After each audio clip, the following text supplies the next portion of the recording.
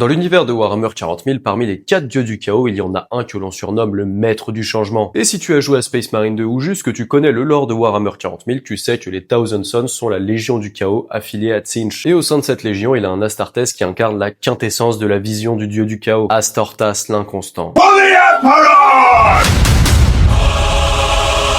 Personne ne porte mieux son nom que lui. Je m'explique, déjà comme tous les Thousand Sons nommés, c'est un sorcier. Mais sa particularité, c'est qu'il n'y a aucune partie de son corps qui reste la même plus de quelques secondes. Ce qui veut dire, c'est qu'à un moment, il peut être couvert de plumes et l'instant d'après, couvert de tentacules. Ça varie constamment, même concernant ses yeux. Un coup, il en aura une myriade et juste après, il aura simplement 2 trous noirs à la place. Le truc, c'est qu'à l'image de Midas qui transforme tout ce qu'il touche en or, Astortas transforme tout ce qu'il touche en horreur similaire à lui. Notamment son bâton de sorcier qui est une horreur de chair atroce, portant des yeux, des bouches, des tentacules et encore bien d'autres choses. Ses pouvoirs et son caractère atypique attirent à lui des meutes de Tsangor, des ennemis qu'on a adoré massacrer dans Space Marine 2. Sa capacité unique n'affecte pas que son arme et lui-même. Et tout ce qu'il touche, même des machines inertes, deviennent des infâmes crachats du chaos. Même sa voix est étrange, étant un véritable mélange d'hurlements, d'incantations du chaos et d'autres sonorités obscures. La seule chose à peu près normale chez lui, c'est la sublime armure qu'il porte, dont les richesses visibles permettent de masquer l'atrocité qui se cache en dessous. Mais même l'armure laisse échapper quelques bribes de sa véritable nature monstrueuse.